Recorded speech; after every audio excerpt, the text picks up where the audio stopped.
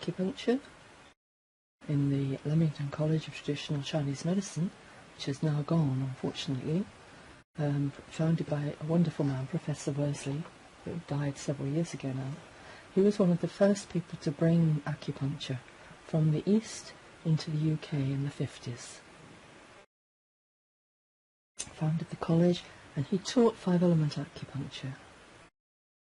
Other places you go, they'll teach you traditional Chinese medicine, or any one of the perspectives of acupuncture. All of them are relevant. Just like a tree has one main root, taproot, and a strong trunk, many, many branches, so it is with this field of healing. But for me, I ended up at the 5-element college without realising that there was anything else, and it seemed the perfect place to be, because for me that's the embryo, that's where it starts from.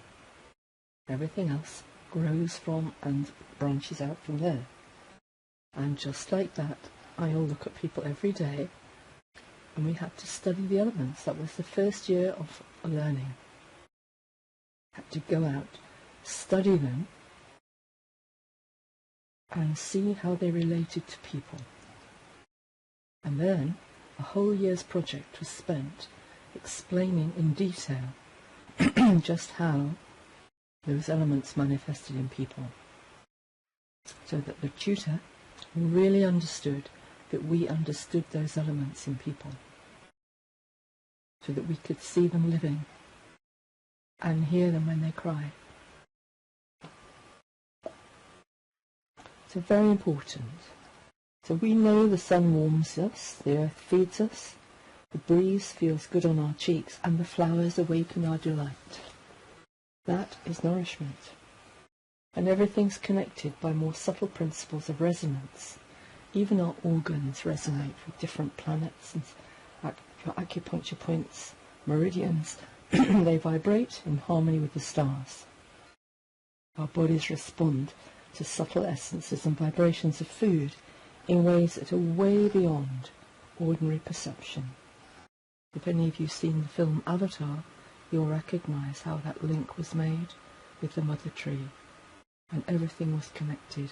I hope you've all seen that. Very important, and they were mapped by the ancient Chinese, and they continue to be so today. In Chinese medicine, parts are not just fragments without which the whole is incomplete. Parts are complete in themselves, little holographic replicas of the whole. Every event in the life of a body is described not in isolation, but in terms of its relatedness to the whole. A hot rash in the face may, for example, be much more than a simple event in the local tissues. It's one part of an immensely more complex event in the inner and outer landscape.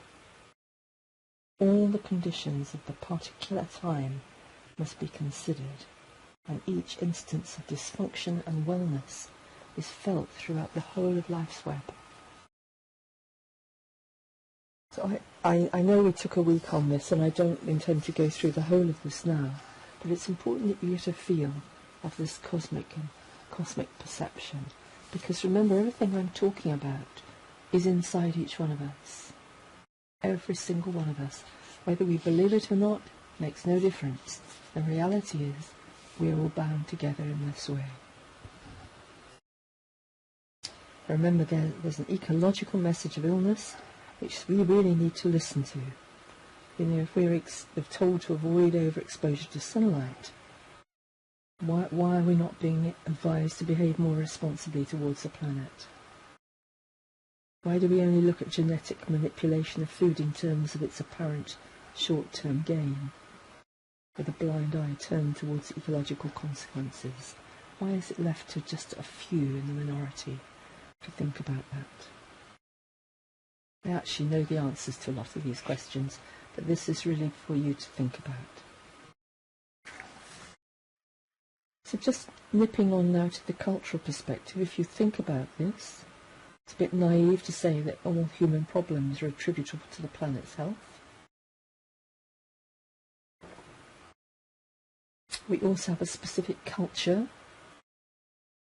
and each culture has its own lifestyles and belief systems. Many diseases that we suffer must also be viewed in their cultural context. What is it, then, about physical and emotional life of an American citizen to make that person more likely to die of heart disease than a Tanzanian or Sri Lankan? Why is cancer a common cause of death in one culture and not another? When we are born into a culture, we take on its evolving story of health and disease. In less industrial cultures, most of the threats to health may be from hunger, cold or plague. The mythology of life and death changes with the times. In indigenous society, it's common for individual illnesses to be viewed as community and social problems. A person's illness carries some part of the whole community's imbalance and has a social meaning. And the example that Daverick Leggett quotes is in a typically Western society which values overwork, continual striving and overachieving. It's not surprising to see diseases of an opposite nature, like chronic fatigue syndrome. From a cultural viewpoint, seeing all people of one culture as one organism, the widespread incidence of chronic fatigue syndrome is an attempt by the organism to rebalance itself, a compensatory mechanism for the madness of overreaching. Well, that's just a very brief thought about cultural perspectives, then very quickly moving on to the ancestral perspective. Forgive me if you've heard this before, but I always think it bears repeating. If you set human beings well in the context, planet and culture, we can now look at the body familiar, the pattern of health we inherit from our families, and our ability to transform them. We inherit certain health tendencies, a kind of karma, passed down from our ancestors. A 7th generation miner is likely to have different tendencies from a farmer or fisherman. Personal health is part of a continuing generational story, a pattern being played out across centuries. As well as physical tendencies, we also inherit psychological patterns from our parents and ancestors, ways of dealing with things that are becoming ingrained as a family way. These can both strengthen and limit us. In one family, there was a story of an age-old family recipe instructing the cook to cut the end off the ham and discard it before putting the rest in the pot. Finally, many generations on, one woman, puzzled by this apparently meaningless instruction, traced its origin. It turned out that the ancestor who devised the recipe did not have a large enough pot. So in very similar ways, habitual behaviours can become outdated. Just suppose that an old ancestor devised a way of putting a lid on grief. Ow, oh, that was my ears, I'm sorry, dogs. Dog very barky. Devised a way of putting a lid on grief, and the strategy served them as it got them through hard times. Let's suppose that their sons and daughters adopted the same thing without a reason to challenge it. And so it went on down the generations until it arrived in someone's life who finally said, "What's this about? This is not doing me any good at all. I'm going to find another way." Now, if that person succeeds in transforming that pattern of grief into behaviour of a different form, then balance is restored.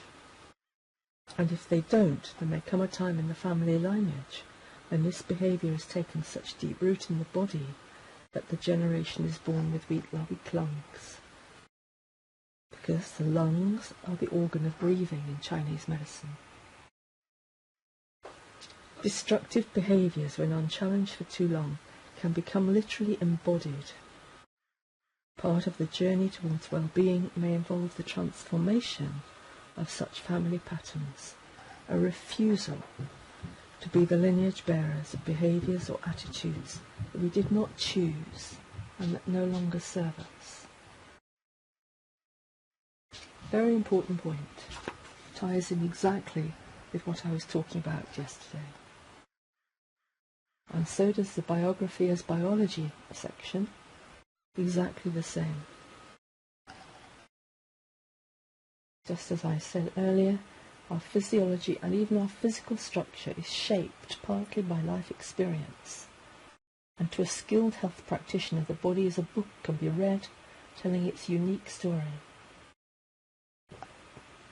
Health is very much a product of beliefs and values, of emotional experience and patterns of behaviour. Our core feelings can be reflected in our posture, physiology. Cold hands can reflect a withdrawal of heart energy to the core, or an instability to reach out with our heart to another.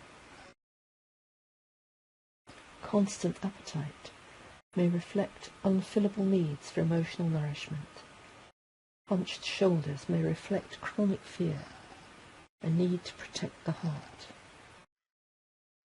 However tempting though it is to spell out laws for the correspondence of any one physical condition with its matching or causative emotion, the reality is that each person's health pattern is unique. For one person, a history of back trouble may correlate with feelings of being unsupported.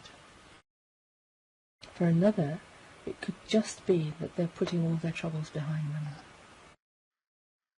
Each person's story is different, and yet we can unlock meanings in illnesses by looking at the life story, and as we go through life, we process innumerable experiences. Some of them may be indigestible, and we won't know how to process. Often we might try to resolve that through the body, like unshed tears, work their way out as chronic sinus congestion. Feelings of isolation and loneliness, they put a strain on the heart. Shaming may turn into candida, anger to rheumatoid arthritis, suffocating parenting to asthma. Our stories are many and unique. So we can come to a partial understanding of the biological health through the exploration of personal biography. And what messages did we receive about our well-being or our health? What messages did we receive and what messages did we give out? How did our health or ill health serve us? And through these questions, we can find out how much we are creators of our own health. And we may also find keys of the transformation of our well-being. It's interesting how finding out that they can be responsible for the creation of their own health leads people to feel that they are to blame. There is a kind of compassionless view within the New Age that confuses responsibility with blame. We have made the best choices we could, all the time. It's useless to be angry or blaming towards ourselves once we see ways that we have helped create our own problems. Personal responsibility has nothing whatsoever to do with blame. On the contrary, the realization of responsibility is the means by which we make the shift from victimhood to empowerment. So cosmos, culture and ancestry are all part of our health biography. The rest is choice and responsibility. Lifestyle, relationship and diet, and these are the subject of these talks as well. And one of the most important steps we can take towards self-empowerment is to take responsibility for our own nourishment.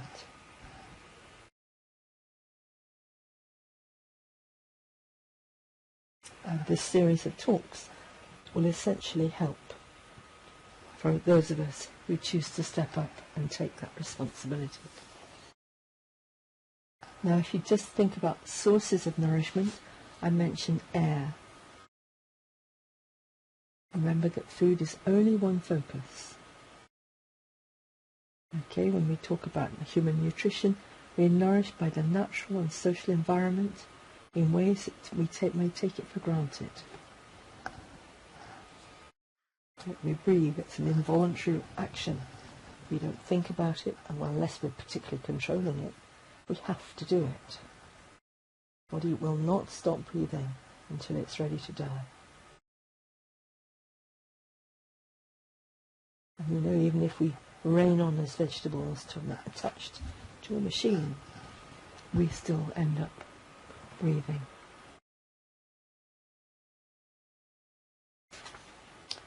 So we need to consider our relationships to all these things as a part of nourishment, a source of nourishment, and relationships with our fellow beings and with the divine. Everything we think about, you know, the air, the water, the plants, soil and rocks, they're just as much a part in our lives, nourishing us, as do the stars and the planets. Just for a moment, think about air. As we breathe in, all breathe in with me. Okay, just breathing in and then breathe normally while I'm talking. Breathing in, we draw nourishment deep into the cells of our bodies. Breathing out, we expel stale and toxic waste. Through our breath, we continually revitalize ourselves from the moment that we breathe in to the next moment.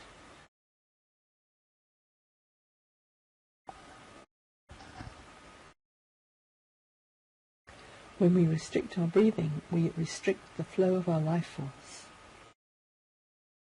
During and daring to breathe means daring to experience vitality. In daily life, this means that we need sufficient exercise, open posture and relaxation to fully receive the nourishment of the air. We may also need to teach ourselves how to breathe better. Remember, we've talked about hara breathing, pulling it right down into your lower abdomen. Very important that you do this. As we grow older, we shallow breathe. That's what most adults do, unless they understand the seat of your energies in your hara. You put your hand on your navel with the thumb, there the right hand touching your navel. As you breathe in, feel your body filling that area under your hand. And then when you're ready, just exhale, breathing that back out.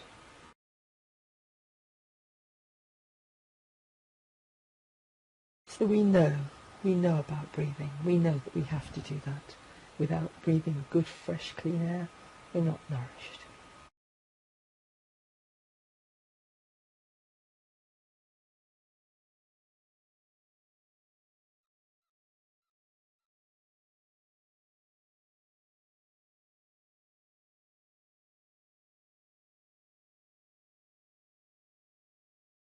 And it says, of course, in the book, well, we all know the best teacher for breathing is a young baby. If you watch young babies breathing, they all breathe from their hara. They do not breathe from their lungs.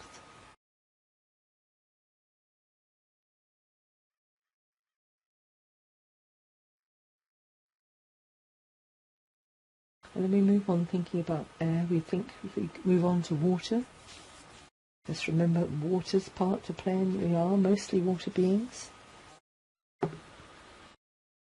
In William Shakespeare's play, Derrick says, Lady Macbeth compulsively washes her hands after the murder of the king. She tells herself repeatedly how a little water will wash away all deeds. There's a similar blind spot in the modern psyche, which believes that water will cleanse the polluting lifestyle we lead. Consequently, our rivers and seas are dumping grounds for extraordinary quantities of industrial pollutants.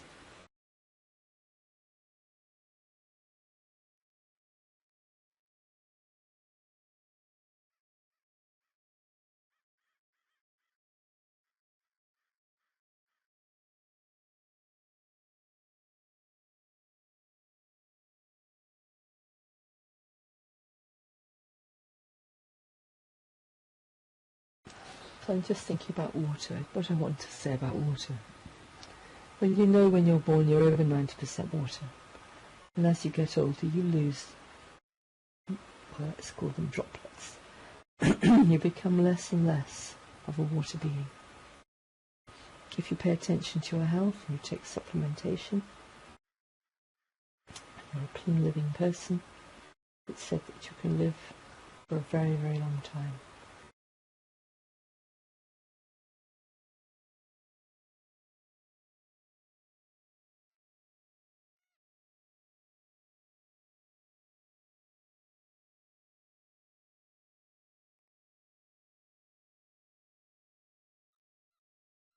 So, sorry, I was just thinking about water. I was just thinking about the amazing properties of water that make us. Think about what the body does. If it's given enough water to nourish itself, it can regenerate cells. It can do all sorts of things. It can play sport, it can surf, it can play golf, it can go cooking, it can do all sorts of things. I remember coming in when I was new, being astonished at how incredibly clever it all was.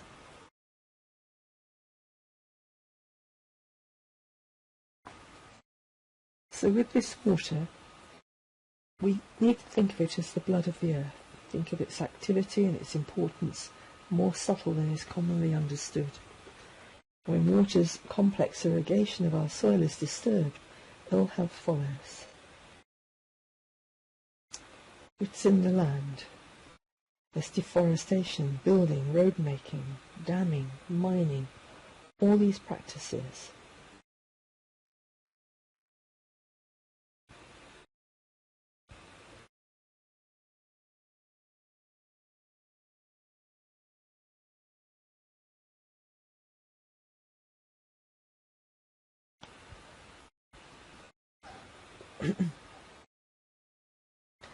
If you think about water in the body and what water's needs are actually about, they're quite subtle.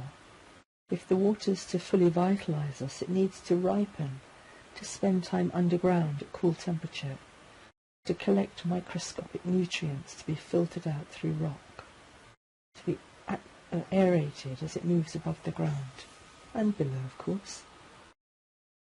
Those who've tasted fresh water from a mountain spring will recall just how sweet it can taste and how refreshing it feels. The most vibrant water looks gloomy and bluish.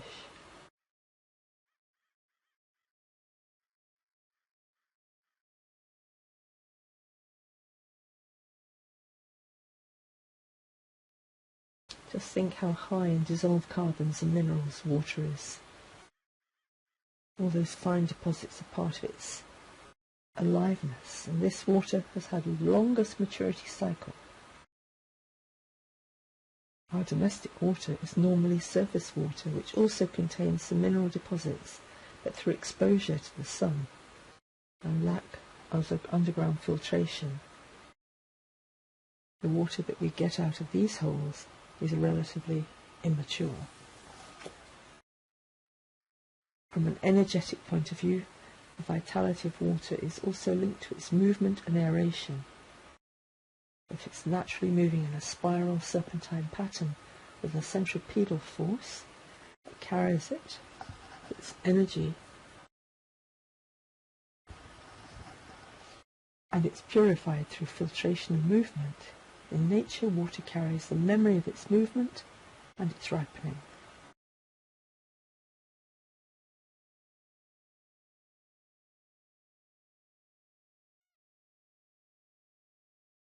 If you think about not being an optimist, this optimistic position is that if water is a message carrier, it can take on a new message. So how can we make the tap water more potent? Make it glisten with energy once again.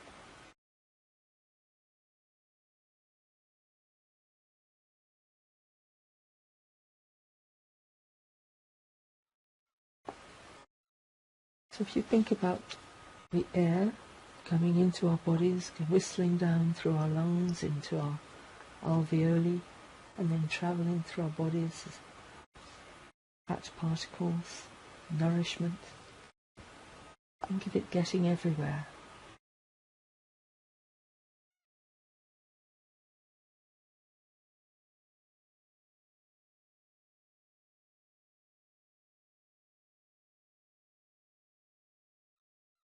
I want to move on just quickly now. There's so many more things to think about. I just want to say to you the old calculation I've given before about how to gauge how much water you need to be drinking. Sorry, Gina. Okay. It's, if I can remember it, it's your weight in kilos, and a kilo is 2.2 pounds. Okay, so it's your weight in kilos times 2, and then you divide it by 100.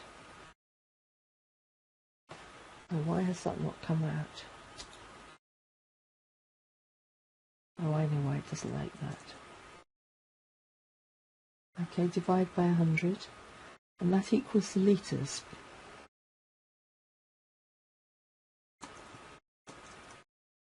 Per day you need. Minimum.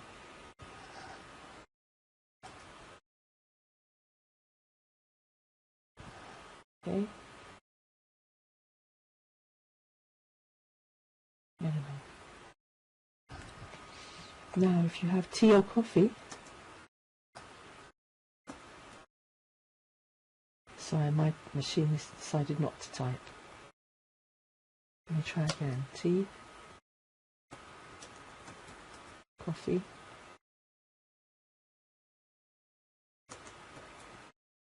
fizzies, okay, alcohol, all diuretic. So each cup, add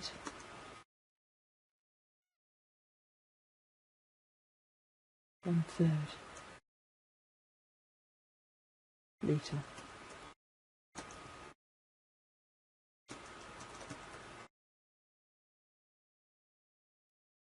Each cup, that's not as, it's add. My apologies. Okay, each mug,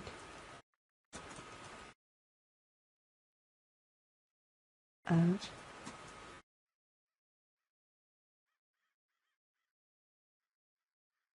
no, my apologies. Each cup is 1/3. Each mug, sorry, each cup is 1/4. Each mug is 1/3.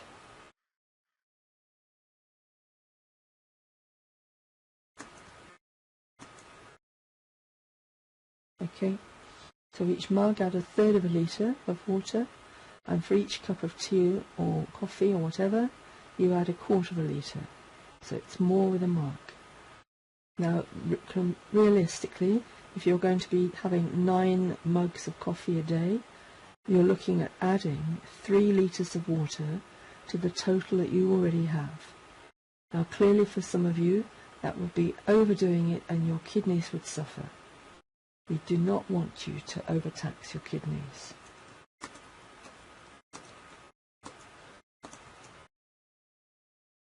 That could be dangerous. It's not good to do that. So you always add more.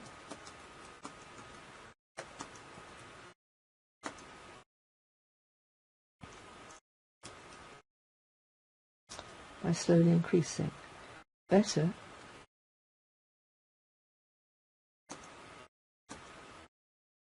to decrease by 1 or 2 mugs or cups a day.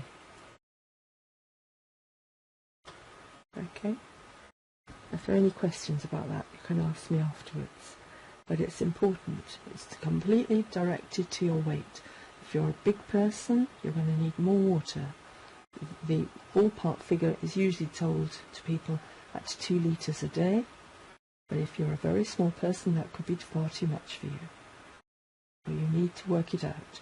So your weight in kilos times 2 divided by 100. Okay, so let's say you're 50 kilos. Let's just say you're 50 kilos. Okay, so you're 50 times 2. Oops. Equals 100. Okay, divide it by 2. Of course, it's going to equal 50. It's going to...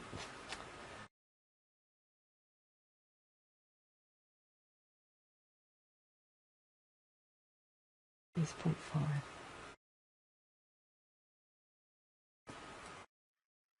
Bad example really, but that's what I think it comes to. Okay, so let's go 50 times 2 is 100. Sorry, no. Late at night, my apologies. Let's start again. I do apologise. This is something I haven't prepared. So it's 50 times 2 equals 100. Alright?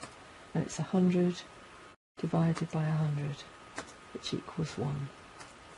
Okay, so you would need 1 litre per day. Thank you, and I don't need it, it's my head. Okay, trying to do litres and gallons and pints. 1 litre of water per day plus the extra, depending on what you're drinking.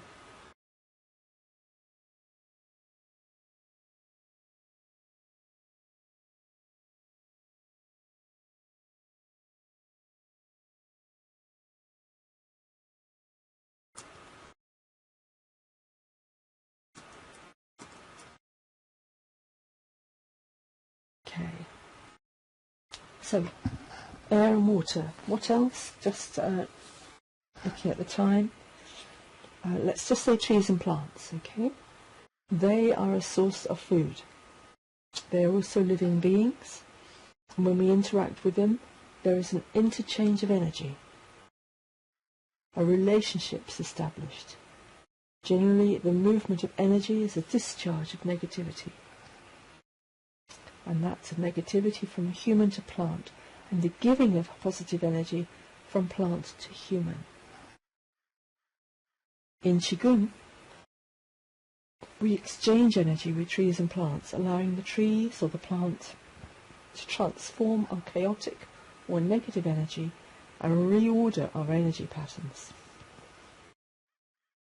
It does not take special ability to create, transfer this power of the natural world on the human spirit.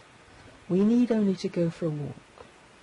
Walking in the woods, sitting still, contemplating a flower, sitting here on this island, looking at this creation, the plants, the energy, the space up in the air, out at the sea.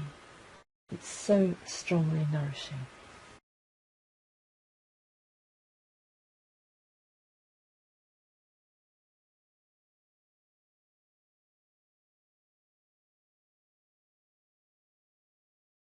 So it's important to recognise that we're nourished constantly by the green world. When our perception becomes more subtle, we may notice that different species of tree affect us in different ways, and that different colours affect us differently too. An apple tree, for example, will tend to uplift the energy of the heart. A plane tree will tend to remove excess energy, and an oak tree tends to ground us, restoring at each level.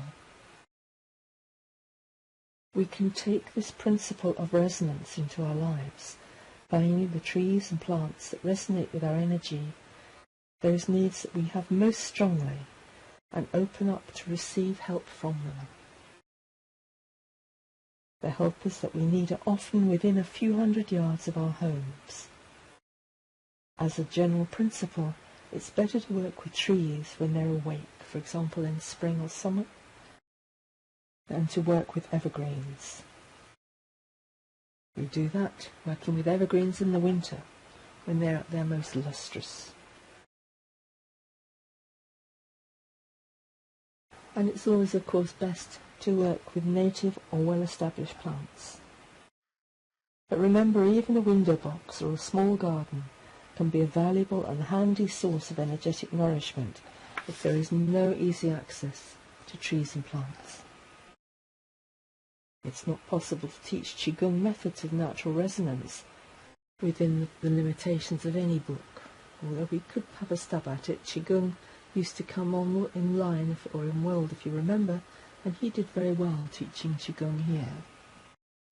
But it's not as easy as in real life, but it is perfectly possible, especially with some wonderful animations that we have here in Second Life. If you're an elderly person, you can belong. So what did you say about Coxinger?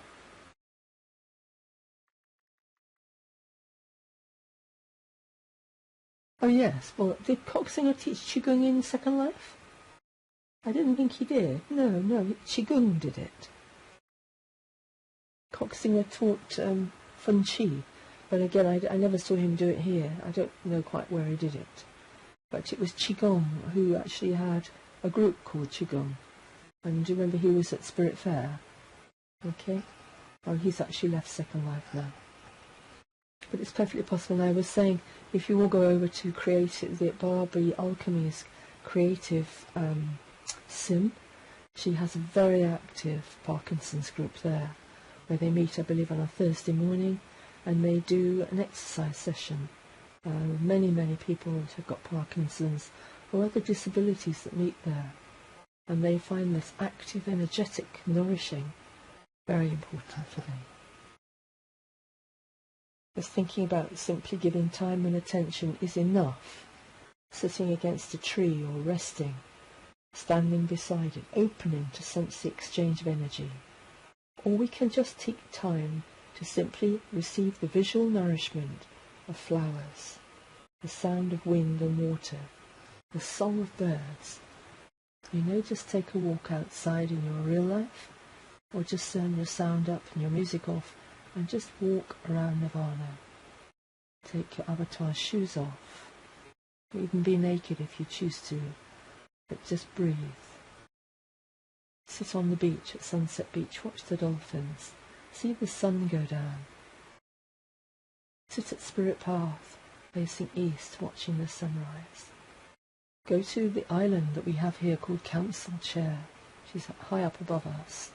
And just sit there and watch the sunrise in the morning. Everywhere here has been devised with the aspect of nourishing some aspect of ourselves. Think about rocks. They can generate energy as well. Especially powerful rocks can recharge us or speed our healing from illness. A simple practice of tuning into the regenerative power of the natural world is to find a place in the land where we feel an affinity. If you ever watch what happens on Nirvana sometimes at quiet time, we have a number of animals, and there is also an ant, tree person, that makes his home here. And I quite often find Shinansu sitting on a rock on one of the islands, or down at Spirit Path in the stone circle. It's amazing just how many people do actually find spots here. There used to be a wonderful man, I don't see him anymore, who, I think he was losing his sight, but for a while he used to log out in a tree on the parcel which is near the big waterfall, the one that comes out of the castle, and there used to be a golden elven tree there, and there was one climbing pose where you could climb the tree and sit facing west, and he used to live there. And I think that was just about the last thing he did. He told me that his eyesight was failing and he was finding it hard to be in Second Life. So I don't know you never know what happens to people, really, whether they go or become orcs, you don't know. But I always remember quite often I was logging and he'd be sitting on the tree. That was his favourite place. So these things are important, and they're as important in Second Life. We are nourished in just the same way. Just as some people log in to hear my voice. Even if they don't understand English, they'll get something from the resonance of the tone. And that's sufficient to nourish them in some way. Now that may be my gift. Every one of us has a gift. Whether it be something that you give out deliberately, or something that people just get from you, an emanation, silent. It may be your family, maybe your friends, maybe your colleagues. It may just be everybody. Like me, I'm a healer.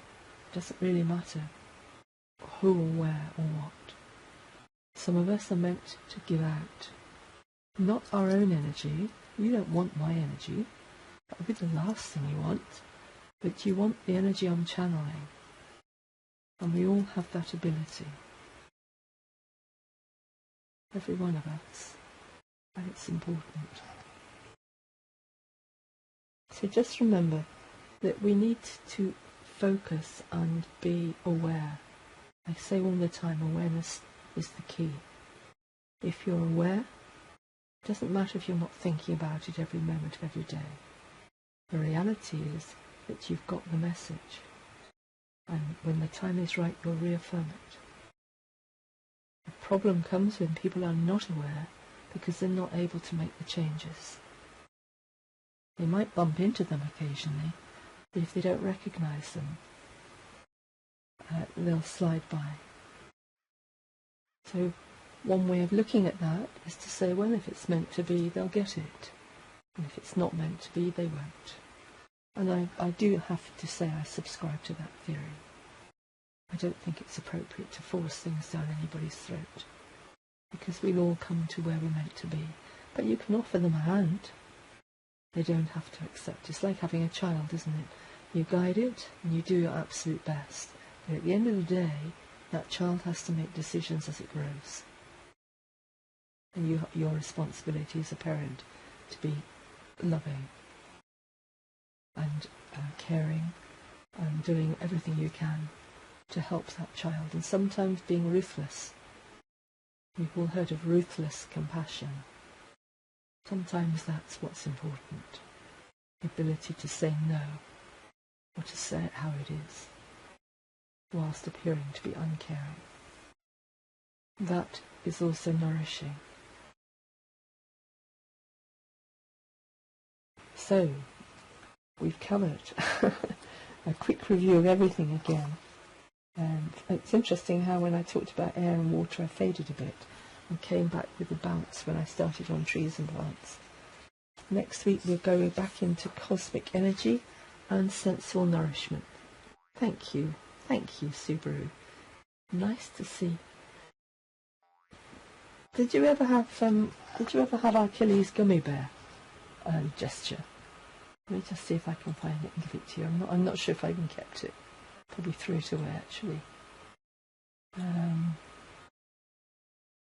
No, I don't have it. Sky must have it. Oh, Jim, thank you. Thank you so much. I just want to say how much I'm grateful for your...